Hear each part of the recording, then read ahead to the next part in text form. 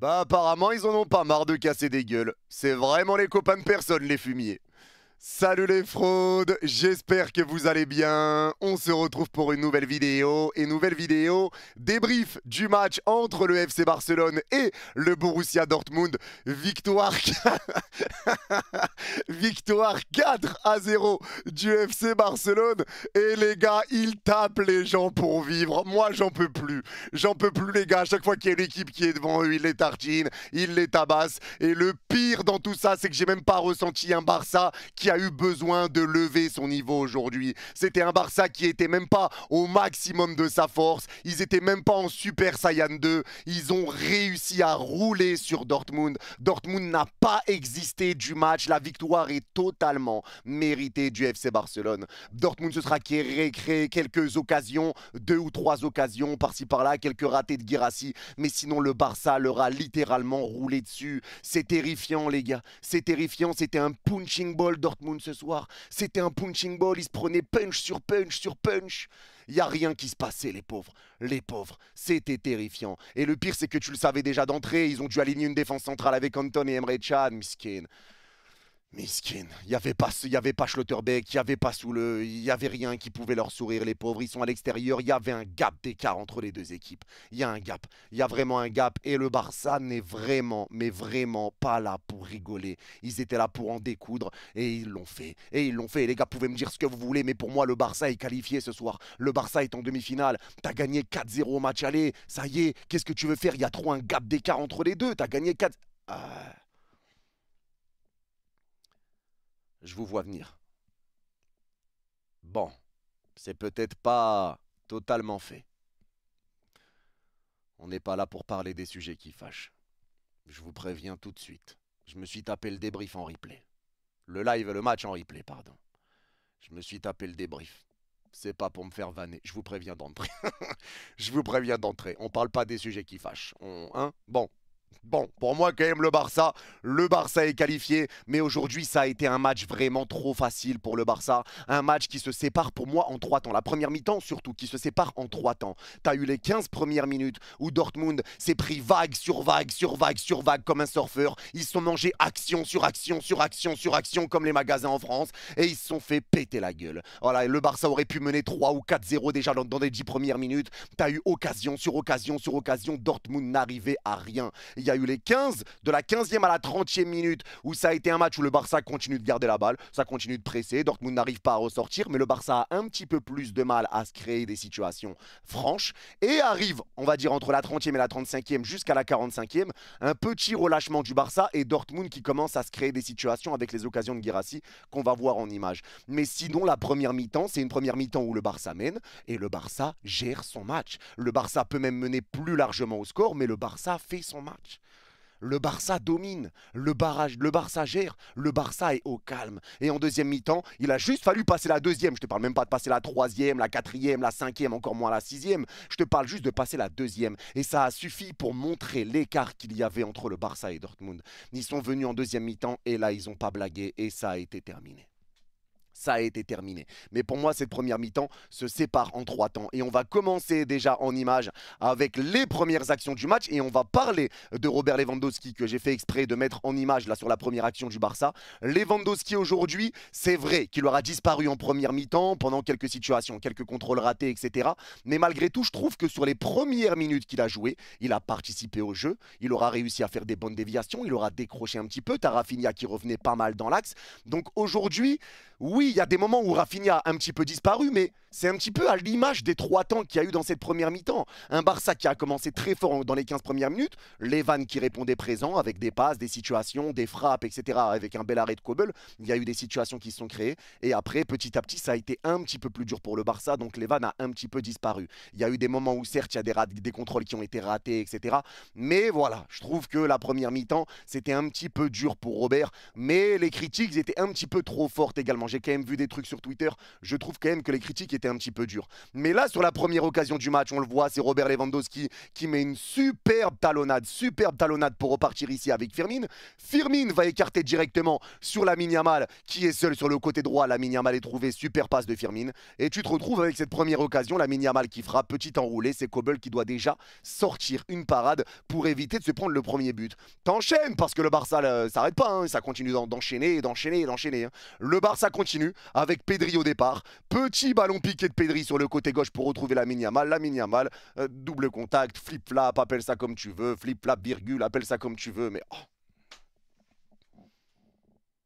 Lamine. Un peu de respect s'il te plaît.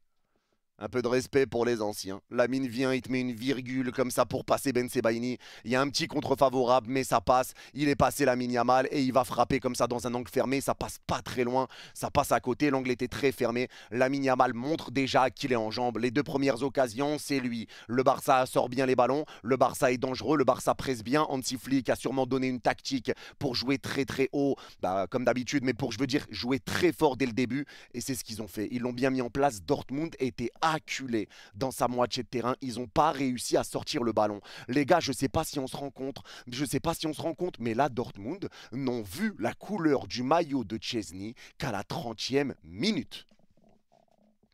À la 30e minute, ils se sont dit « Ah, il a un maillot vert ». C'est quand même critique. C'est quand même vachement critique. Donc c'est la deuxième occasion, celle-ci pour le Barça. T'enchaînes avec une troisième occasion et c'est celle-là dont je vous ai parlé. Pedri au départ qui sert Rafinha, super passe en retrait de Rafinha et ça trouve Lewandowski. Tout le monde était en jambes. Tout le monde, que ce soit Lamine Yamal, Pedri, De Jong qui fait un super match. Firmine a été un petit peu plus dans le dur, on va dire, en première mi-temps, mais il aura quand même eu un gros apport. Il aura beaucoup aidé à presser. J'ai quand même pas mal aimé le match de Firmine dans la globalité. Il fait un bon match, hein, dans la globalité, il aura été passeur décisif. Mais Firmine, c'est vrai qu'il y a des moments où tu t'attendais à le voir un petit peu plus. Mais aujourd'hui, je trouve qu'il ne faut pas non plus négliger pour Firmine tous les apports qu'il a pu avoir, tous les pressings qu'il a pu faire. Il a aidé au milieu de terrain, ça a permis de libérer de l'espace pour ses attaquants. Moi, Firmine, vraiment, je trouve pas que sa première mi-temps ait été chaotique comme ça a pu être dit également sur Twitter. Mais en tout cas, je trouve que Firmine a vraiment fait son match. Et aujourd'hui, on l'a quand même vu. Et là, ça a été cette occasion pour Robert Lewandowski. 6 minutes de jeu, les gars. Il y a déjà 3 grosses occasions pour le Barça. Peut y avoir 3-0 en 6 minutes. Je ne sais pas si on se rend compte. Mais c'est terrifiant. Dortmund a vraiment galéré. Là, c'était atroce. C'était atroce, le Barça était vraiment trop au-dessus. Et là, on va arriver sur un moment qui m'a vraiment fait rire. Et ceux qui me suivent sur Insta, vous l'avez vu. Cette situation où Adeyemi vient tirer les cheveux de Jules Koundé. Alors celle-là...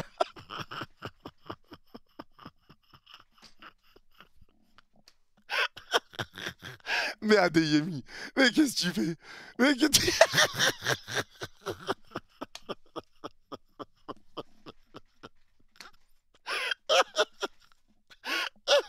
Adeyemi, mais qu'est-ce que tu fais? Mais qu'est-ce que tu fais, Adeyemi? Mais il est complètement fou. Tu vois même Jules Koundé.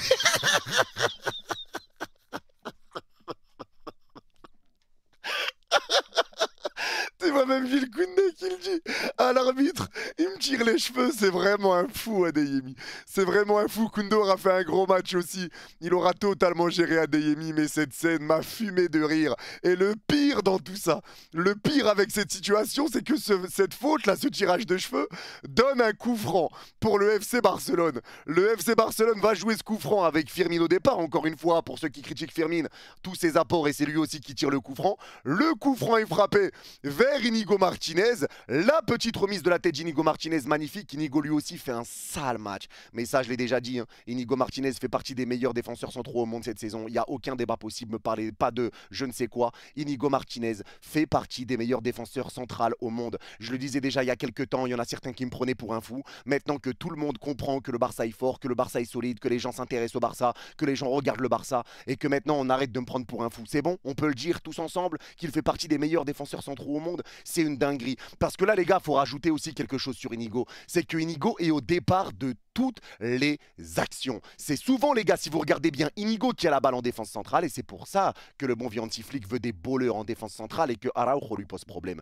Tu te retrouves avec Inigo qui va servir Baldé peut-être, ou bien Pedri. Et très souvent, Pedri après va changer d'aile, des fois c'est même Inigo qui va le faire tout seul pour essayer de trouver une petite transversale, mais ça part très souvent Inigo pour Pedri, et Pedri va écarter. Et ça va ramener une situation à Lamine Yamal ou autre, ou à Koundé, ça va ramener des situations. Ça part très souvent de là. Donc au-delà du fait qu'il soit excellent défensivement, il est également excellent dans le jeu. Que ça soit offensif, que ça soit quand il est au milieu de terrain pour essayer de relancer, il est monstrueux. Chapeau Inigo, très très grosse saison. Et encore une fois, c'est lui là qui est au départ sur cette remise de la tête. Remise de la tête avec la superbe petite déviation de Koubarsi. Et but de Koubarsi, eh ben non, parce que l'action avec le tirage de cheveux n'est pas finie.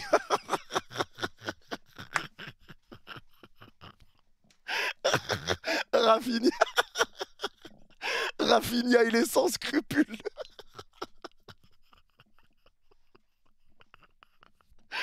Il est sans scrupules. Rafinha a vraiment pas de pitié. Hein. Il a vraiment pas de pitié. Il est venu pour pousser le ballon au fond alors qu'il y avait but. Il a volé le but de Koubarsi, le pauvre. Et le pire, c'est que Rafinha était pas loin d'être hors jeu. Rafinha s'est quand même excusé derrière après. Il a dit je me suis excusé auprès de Koubarsi. J'avais en plus peur d'être hors jeu, etc. Donc ça lui a fait une frayeur à lui aussi. Mais tu sens quand même que Rafinha, lui aussi, il voulait marquer. Il voulait un peu se remettre en confiance. Il voulait être là. Il voulait être présent. Après tout ce qui s'est passé, les performances un petit peu compliquées ces derniers temps depuis le retour de la trêve internationale et ce qui est la déclaration qu'il avait fait contre l'Argentine, c'était un peu compliqué pour lui. Donc voilà, il a été là pour essayer de pousser le ballon au fond. Après, est-ce qu'on peut réellement en vouloir à Rafinha? Est-ce que vraiment c'est un vol? Voleur? Est-ce que c'est un vol? Je sais pas parce que Kobel touche la balle. Kobel le touche et j'ai l'impression que Rafinha a vraiment peur au départ et quand il comprend qu'il va y avoir but, il est peut-être déjà lancé. Bon après il peut quand même enlever son pied le fumier.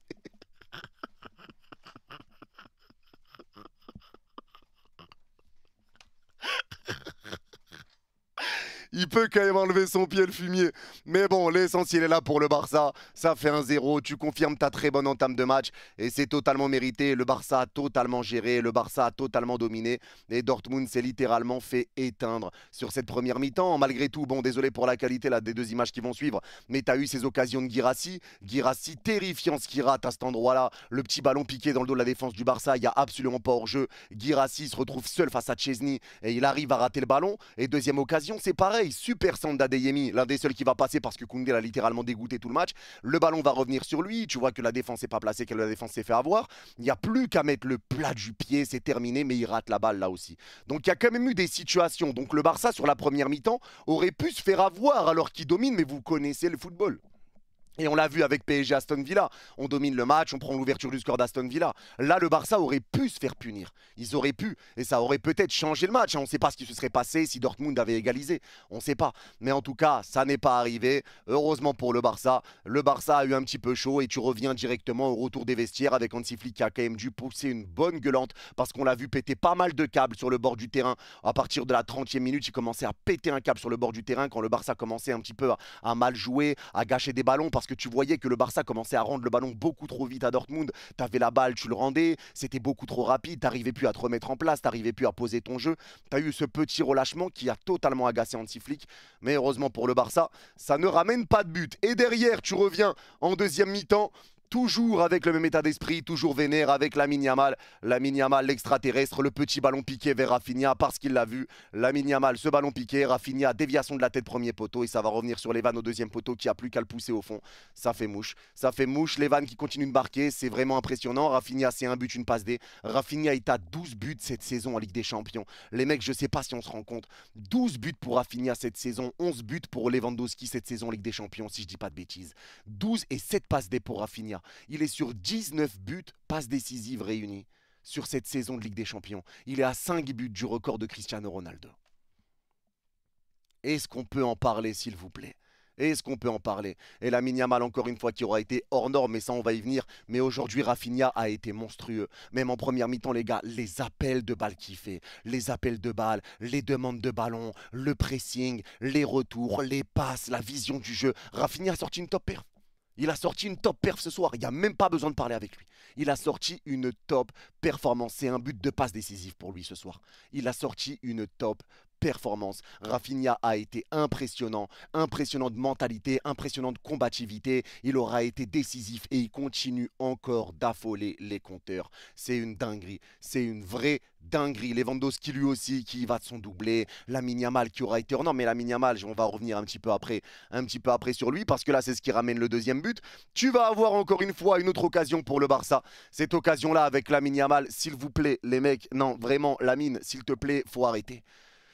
Faut arrêter cette talonnade-là de Lamine Yamal. Regardez bien Koundé, voyez où est Koundé, la défense s'attend à rien parce que Lamine est de dos et tu te retrouves dans cette situation-là. Non vraiment, Lamine, est-ce qu'on peut s'asseoir et discuter? Est-ce qu'on peut s'asseoir et discuter pour encore une fois tous ceux qui l'avaient critiqué face au Betis? Et en parlant du Betis, je trouve que le match du Betis était plus compliqué que ce match-là pour le Barça. Mais est-ce qu'on peut discuter de Lamine? C'est un extraterrestre. Il est très souvent le passeur du passeur parce que ceux qui veulent parler de stats, il n'a pas beaucoup de buts et les passes décisives, même s'il en a beaucoup en Liga, et les passes décisives, très souvent Lamine est le passeur du passeur parce que vous pensez que Lamine Yamal est juste un ailier, que ça doit être le joueur qui marque, mais à un moment donné, allumez votre télé et regardez à quel point le Barça s'appuie sur Lamine Yamal pour trouver des solutions et pour aérer un petit peu le jeu. Pedri s'appuie énormément sur Lamine Yamal. Lamine Yamal derrière va lancer des profondeurs à Koundé, ça va te flinguer une ligne complète. Il va lancer une profondeur pour pouvoir écarter derrière et donner une passe décisive. Et ça va être Lamine qui sera le passeur du passeur. Qu'est-ce qu'il fait quand il est sur... Les gars, vraiment, Lamine Yamal, faut qu'on parle de quelque chose aussi quand il est sur ses appuis. Est-ce qu'on peut parler de la vitesse à laquelle il change d'appui, à laquelle il se retourne? C'est des chevilles qui tournent. C'est des chevilles rotatives. La vitesse pour se retourner de Lamine Yamal, la vitesse dans les petits périmètres rapides. Quand il a la balle, bam, il se retourne, tac, tac. Il se retourne trop vite. Il peut enchaîner tellement vite les gestes, les gauches-droites, les trucs. Et il accélère d'un coup, tu peux même pas le rattraper. C'est trop sur les appuis. Les appuis de Lamine Yamal, c'est une dinguerie. Et aujourd'hui, il aura été monstrueux, encore une fois, dans ses retours défensifs. Beaucoup d'aide pour le Barça. Il aura fait des grosses passes, des gros travails pour trouver des situations. Lui, de toute façon, il est dangereux partout. S'il est en retrait, tu te dis, il n'y a pas de danger, il va te mettre une talonnade sortie d'ailleurs, ça va te flinguer toute ta défense. Il est capable de te mettre un ballon piqué par-dessus toute la défense. Il est capable de te mettre une passe à rater sur un appel en profondeur qui va flinguer tes défenseurs, ça va laisser un face-à-face. Il est capable de te mettre un centre qui va te flinguer au deuxième poteau. Il est capable de te flinguer en 1 contre 1, voire en 1 contre 2 et t'arracher et t'humilier tout seul là comme ça devant tes enfants. Devant tes enfants qui vont regarder papa. Qui vont regarder papa par terre. Hein? Tes enfants là. Je crois qu'ils sont fiers quand ils te voient le cul sur le popotin face à Lamine Yamal. 17 ans, même pas majeur, même pas le permis. Il a pas l'âge de conduire, il a l'âge de conduire ton boule. Oh, pas... Bref. C'est une dinguerie. C'est une dinguerie. Ce joueur-là a une palette qui est hors norme et il a que 17 ans. C'est ça qu'il faut comprendre. C'est que sa palette va encore grandir. Sa palette va encore monter. Il y a encore des choses qui vont se développer. Sa finition, tout ça. Mais ne croyez pas que Lamine Yamal est simplement un joueur qui va être là pour dribbler ou pour marquer ou autre. Il est là pour beaucoup de choses dans le jeu du Barça. Ça, il faut en prendre conscience. Il est capable d'être passeur décisif, comme il est capable d'être le créateur de l'action, comme il est capable d'être au départ, comme d'être à la finition. Lamine Yamal est très complet. Il est très complet. Et ça veut dire que quand tu vas affronter Lamine Yamal en 1 contre 1, si tu te fais fumer, il est capable de te mettre un centre. S'il y a un gros appel, il te met un centre. Une passe millimétrée. Combien de fois il l'a fait, ça aussi?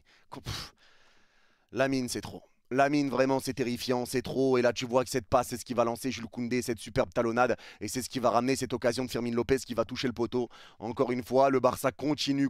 Là, si je monte pas Dortmund, c'est qu'il n'y a pas d'occasion. Hein. Dortmund, ça dort. Dortmund, ça dort. Ils se sont fait vraiment arracher. Derrière, tu continues. Et encore une fois, Lamine Yamal au départ. Lamine Yamal au milieu de terrain qui va te lancer cette passe juste extraordinaire pour Fermin Lopez. Et c'est pour ça que je vous dis que Lamine, il y a des stats qui comptent pas, mais il est très souvent le passeur du passeur. Et là, Lamine va mettre une passe pour Firmine. Et Firmine, regardez, là, cette image pour moi est importante. Parce que tu arrives sur un moment où Firmine, il a même pas touché la balle. Là, ne croyez pas que Firmine a avancé. Hein. Il a pris le ballon, il a accéléré. Que dalle. Que dalle.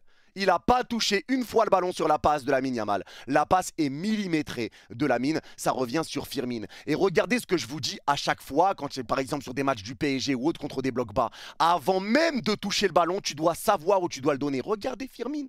Regardez-le, il a même pas touché la balle, qu'il lève la tête pour savoir où il va la mettre. Il n'a pas encore le ballon dans les pieds, qui sait déjà où il va le donner. Deuxième chose à regarder, Rafinha. Rafinha qui fait un appel en profondeur, il va se jeter en hors-jeu. Emre Can va complètement le suivre pour libérer Lewandowski juste derrière. L'appel de Rafinha là aussi, important à noter. Donc la passe de Lamine Yamal, la vision du bon vieux Firmine, l'appel de Lewandowski et l'appel de Rafinha. Le superbe appel de Lewandowski qui voit que Rafinha part d'un côté, il part dans son dos. Lewandowski a de l'avance, donc c'est une masterclass.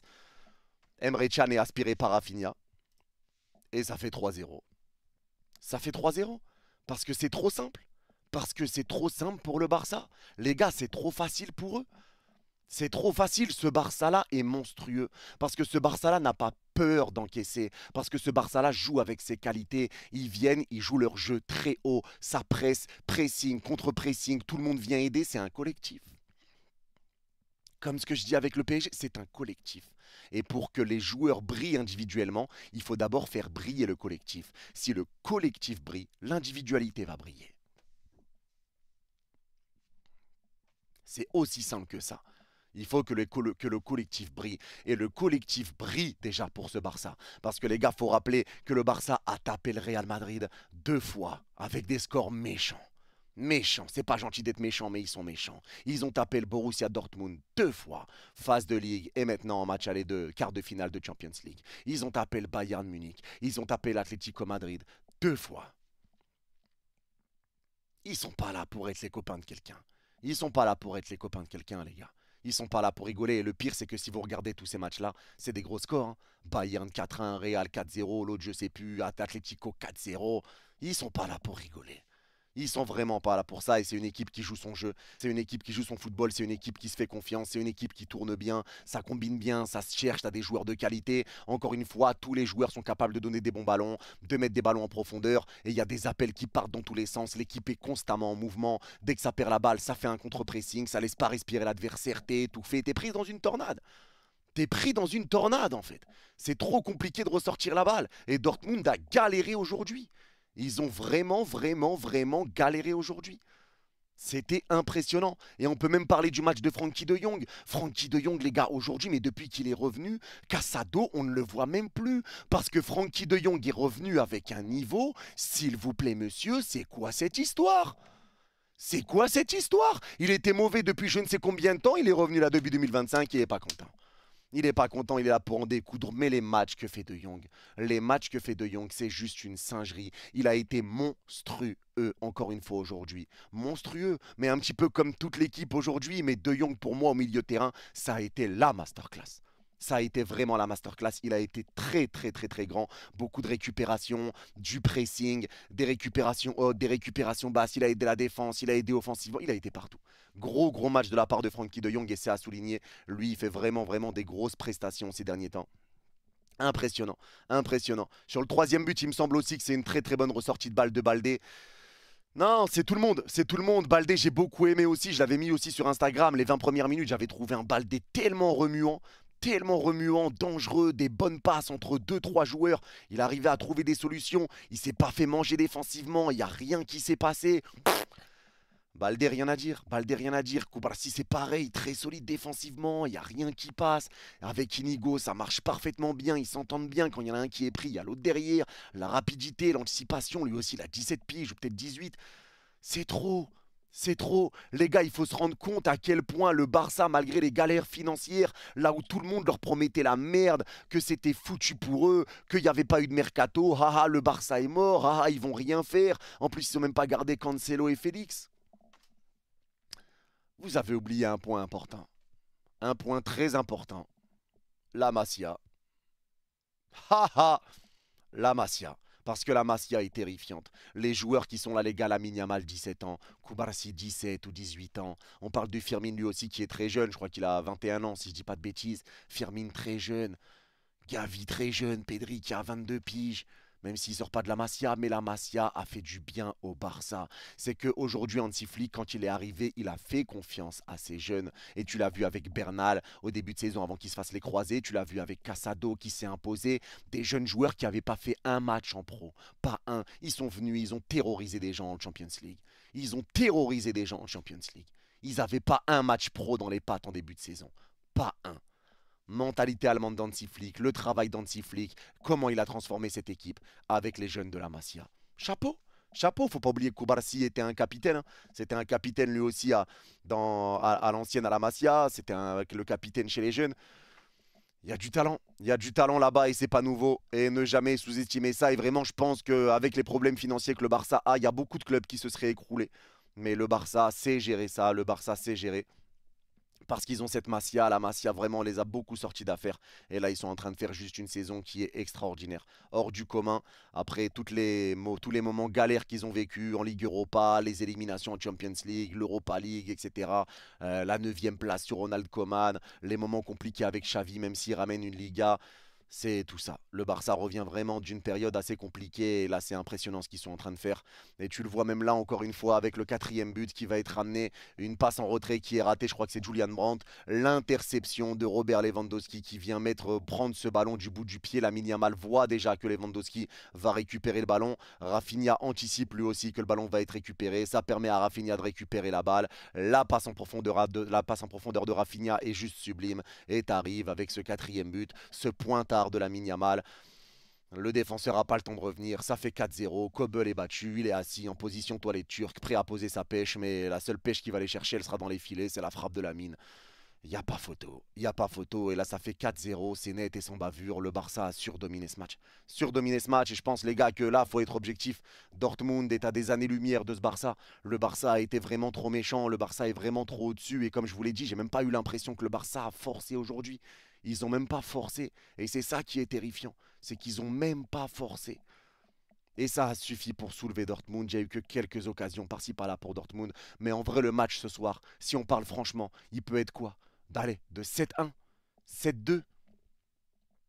Ça peut être ça le score ce soir, à la limite. Mais le Barça peut marquer plus. Dortmund a quelques occasions aussi. C'est vrai avec Guirassy par 2 fois. 3 fois même avec la frappe dans le petit filet. Mais sinon, c'est tout. Sinon, c'est tout, parce qu'après, Inigo a été impérial, Kubarsi a été impérial, Koundé s'est pas fait passer face à tous les adversaires qu'il a eu, Baldé a été solide, Pedri magnifique également, les gars. Pedri, il y a des images que je voulais mettre que j'ai pas mis aujourd'hui, mais Pedri, les passes aujourd'hui, il y a des moments, le ballon est dévié par un joueur de Dortmund, il pense qu'il va récupérer la balle, Pedri arrive, c'est pas il contrôle ou il protège, parce qu'il y a un joueur de Dortmund juste à côté de lui. Et il te met une transversale qui arrive, entrée de surface sur Lamine Kessel. Je sais pas si vous voyez de quelle action je parle, mais les gars, Pedri, c'est trop. Pedri, c'est un petit peu lui aussi qui vient aérer. Ce mec-là, quand il est servi, qui va lancer à droite, quand il voit qu'il y a un joueur seul, ballon piqué, ballon à rater, ballon en profondeur, la vision de Pedri. La vision de Pedri, encore une fois, un grand match de sa part. C'est du grand Pedri.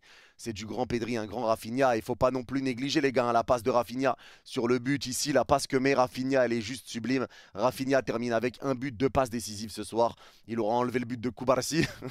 Ça aura été une histoire quand même assez atroce. Mais en tout cas, c'est une masterclass du FC Barcelone.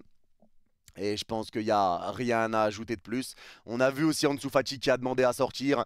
Il avait demandé à sortir et il me semble, parce que ça a été dit par Hansi Flick, qu'il se sentait un petit peu fatigué et il voulait que Ansu Fati rentre et qu'il joue. Et franchement, il y a eu une énorme ovation pour Ansu Fati. Ça a fait plaisir à beaucoup de monde de revoir Ansu Fati jouer. Ça faisait depuis le mois de janvier qu'il n'avait pas joué avec le FC Barcelone. Et là, les gars, c'est ça aussi.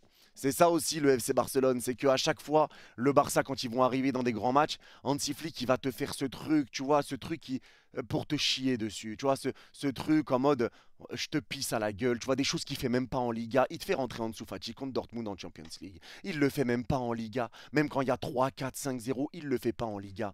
C'était aussi pareil à l'ancienne avec Gérard Martin avant qu'il trouve quand même un bon petit rythme et qu'il redevienne un petit peu bien. À l'époque où Gérard Martin était toujours dans la période compliquée, ça te faisait rentrer des Gérard Martin, des changements de fou contre le Real pour te dire, hé, je fais pipi là, je fais pipi. c'est c'est terrifiant, vraiment, ce Barça est vraiment, vraiment terrifiant, mais chapeau.